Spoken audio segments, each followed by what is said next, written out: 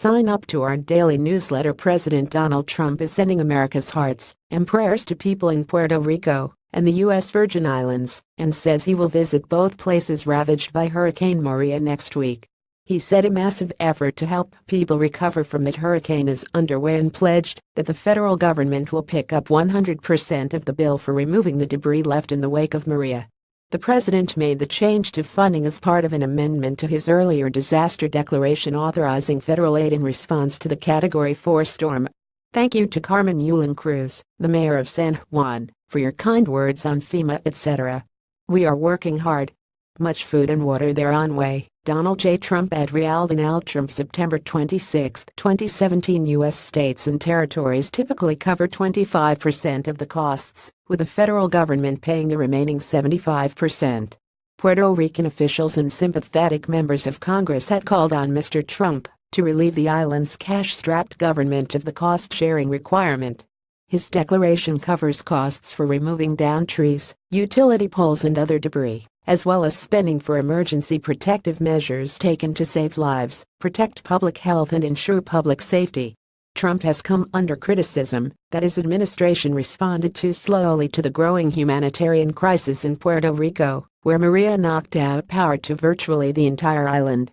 Help those affected by Hurricane Maria and support the rebuilding of Puerto Rico by donating to https://co1fg64m0qk5 united for Puerto Rico pic.twitter.com/WTGNYSD009 PRFAA at PRFAA. September 26, 2017. Mr. Trump announced the visit after the administration came under criticism for its response to the damage on the island that is home to more than 3 million U.S. citizens.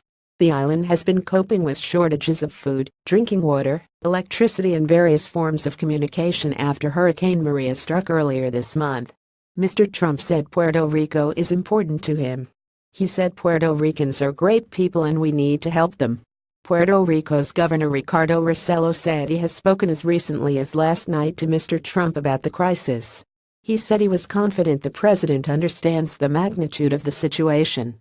Mr. Rossello said he would be speaking with Mr. Trump later on Tuesday to discuss a long-term recovery package for Puerto Rico to be presented to Congress, apparently next week.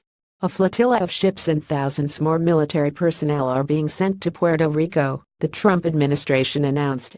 Federal Emergency Management Agency Administrator Brock Long said the devastation wrought by the storm presents unique logistical challenges for the federal response. He said demolished airports and seaports have made it difficult to get aid and personnel to the stricken island. Mr. Long said 16 Navy and Coast Guard ships are now in the waters around Puerto Rico, with another 10 ships on the way. They include the USS Comfort, a Navy hospital ship. Planes and ships are also bringing in a military force to help distribute aid. Sign up to our daily newsletter.